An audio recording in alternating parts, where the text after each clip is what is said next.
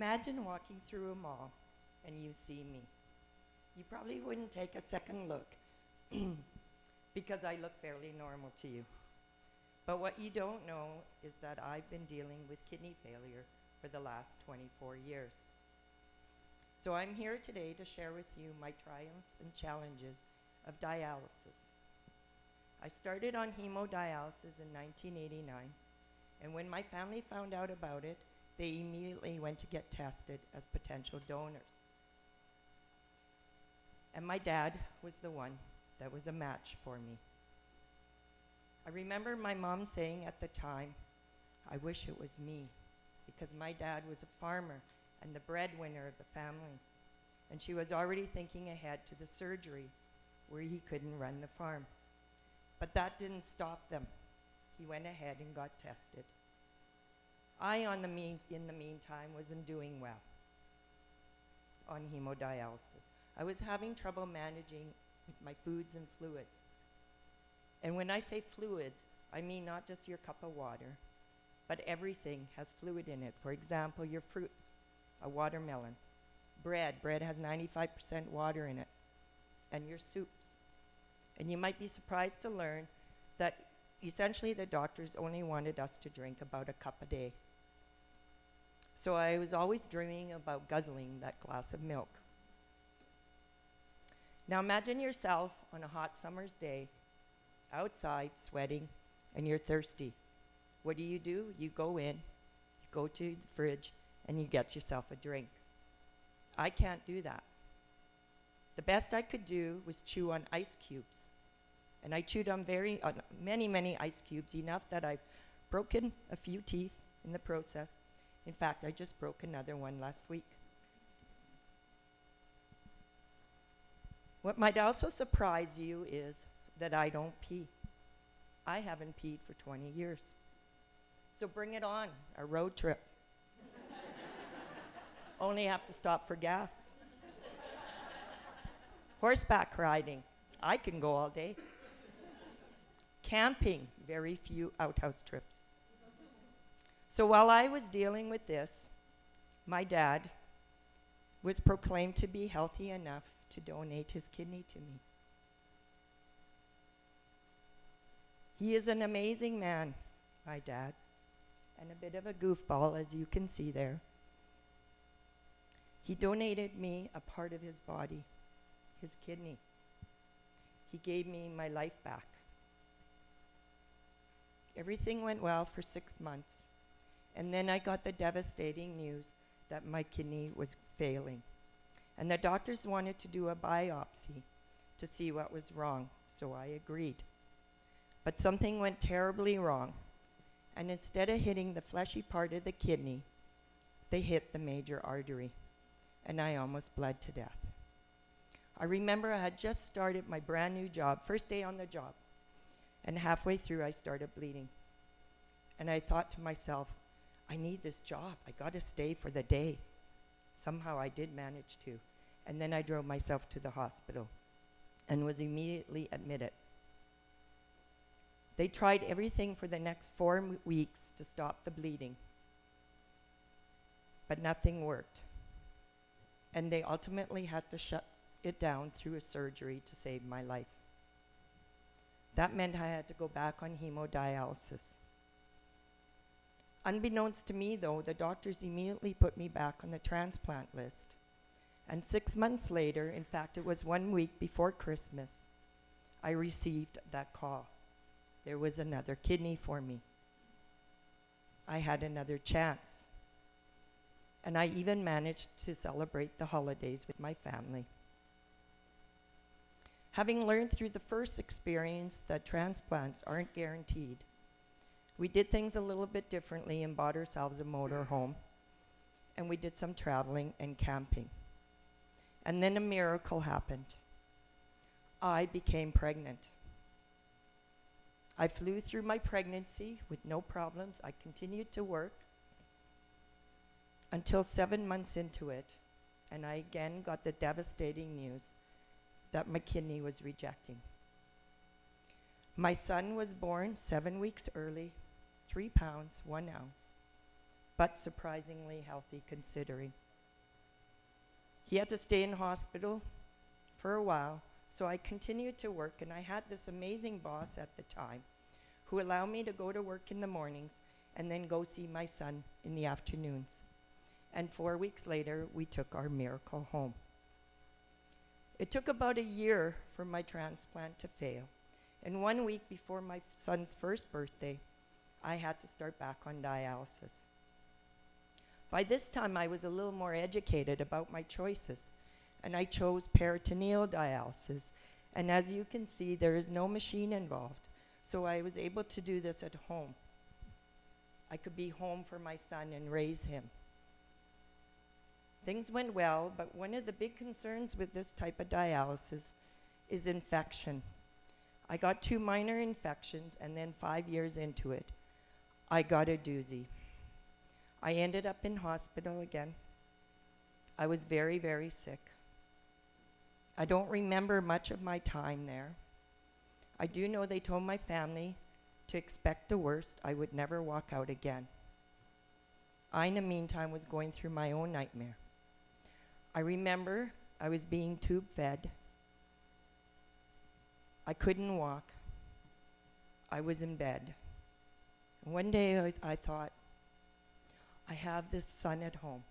I need to see him graduate.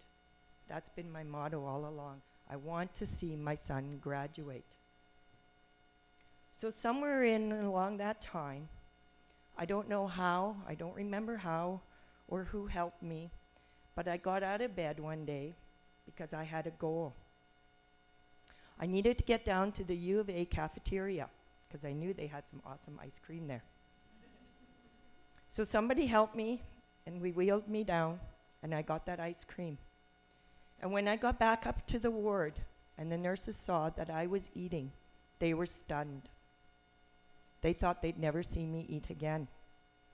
And so from that day on, they gave me a coupon for free ice cream every day until I could eat solid foods and gain my strength back. And 4 months later was discharged. The day of the discharge was kind of special because they threw me a big party. They gave me this humongous cake, and all the medical team that had been taking care of me, including the doctors, came to wish me good luck. I was their walking miracle. I walked out. So I had to go back, or I was back on hemodialysis by that point, and I live in Sylvan Lake, and I had to go to the hospital in Red Deer 3 times a week. My schedule was Monday, Wednesday, Friday. In the mornings. I usually left shortly after 6 and was done between 11 and 12. Somewhere in there, also I became a single mom. So I had a problem. What to do with my son on those 3 days a week? How was I going to get him to school? At that time, I had a great neighbor, and she helped out by saying, you can bring him over here, and I'll see to it that he goes to school. And that's exactly what we did. I wake him up early, feed him breakfast, pack his lunch and backpack, and off he went. Neither of them ever complained, and I don't know what I would have done without her. I grew up on a farm, and my passion is horses. I've always wanted an acreage. Now, some of you might own an acreage and know how hard work it is. And now imagine dialyzing 3 times a week and essentially losing 3 days of a week. But that didn't matter to me. I wanted my acreage, so I went out and bought one. And I got my horses. Right about that time, the Edmonton Hospital was going through a pilot program where they were training patients to take their hemodialysis machines home. And the idea was to dialyze at night, 6 nights a week. And it was a healthier option. As soon as I found out about this, I wanted in. This was for me. I begged and pleaded my doctors, please pick me. But there was a problem. With hemodialysis, you need to needle. And typically you need 2 needles into your veins. And my veins are very small, so they had to give me some artificial vein called a graft, and this is an example in my arm here. They were concerned with that frequent dialysis and 2 needles 6 nights a week that it would deteriorate my graft faster. They did have a solution by going with a single needle, a double arm. Great, but they had no machine to accommodate that kind of needle. So I had to wait, and I pleaded and I begged to pick me every day, every month, every year for 3 years. Finally, they did pick me. They got the machine that would accommodate this kind of needle, and I was the first patient in Alberta, and probably Canada, to train on this kind of machine. Now you think train, go home, start. However, the training was in Edmonton for 6 weeks, what to do with my son. So my solution was to drive back and forth every day for 6 weeks until I was home. My family and son were really concerned about my choice at that time because they kept saying, well, Mom, what about the doctors and nurses? They're there to help you. When at home, there's nobody there to help you. But I knew this was a solution for me. This was my answer to get back home. So I plowed ahead. And I'll never forget the first day I dialyzed alone, thinking, I'm home again. I can take care of my son again. And I'm much healthier. Traveling was something I really liked to do too. These hemodialysis machines weigh over 200 pounds. So you can't just stick them in your suitcase and go. Right about that time, I met another patient who dialyzed at home in Red Deer. And we came up with the idea of putting one of these machines into an RV and renting it to patients like us so that we could camp again. So we approached a local company, Travel Air at the time, gave them our story, and it was just so surprisingly easy how inspired they were to donate to us an RV.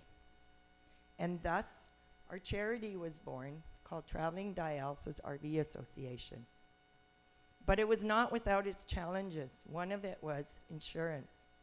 We quickly discovered that insurance was crazy expensive.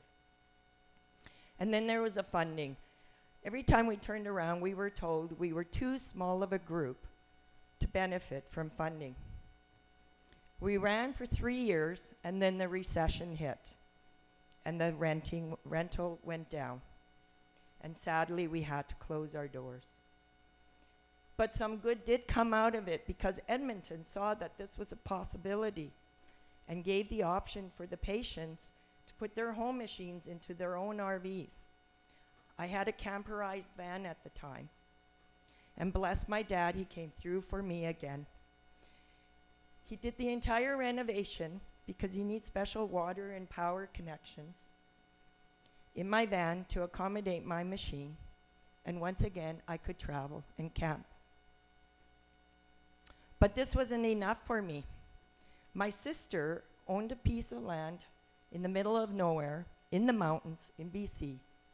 No water, power. The only water she had was a trickling stream up in the mountains, gravity fed. Power was a generator. No cell phone service. I wanted to go and see it. So I contacted my technicians, and between them and my family and myself, we came up with an idea as to how we could get the water into my trailer. And if you see this green barrel, the spring-fed water went into the barrel, and then the pressure tank would pull it out and push it into my RV. Now, theoretically, it all looked good on paper. The only way we knew it was going to work is if I tried. It's a 17-hour drive there. Keep in mind, I can only miss 2 nights of dialysis in a row before I feel the effects of not dialyzing. And so I made the trip out there. We set it up, and it worked. We were so excited. Everybody went to bed. I connected myself. And as my head hit the pillow, I remember thinking, now I can ride in the mountains. Another dream of mine. I can stay and help my sister in her camp. I can do whatever I want. But an hour into it, my dialysis machine decided to break down. And I had no choice but to pack up the next day and quickly make the trip home to get it exchanged.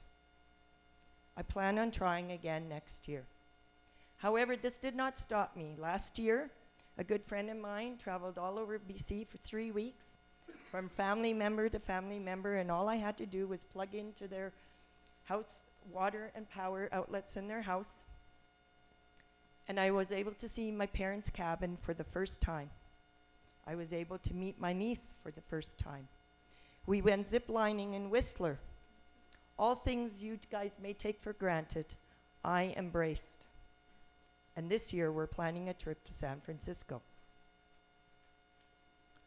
Dating is another challenge. You guys would go out on your first date, and you may talk about your family, traveling, friends. I have to tell them I dialyze. And then I see their blank looks on their faces, and I realize very quickly that not only do I have to tell them I dialyze, I have to explain to them what it is. And then I show them my arms, and men being visual, you can imagine how long my dates lasted.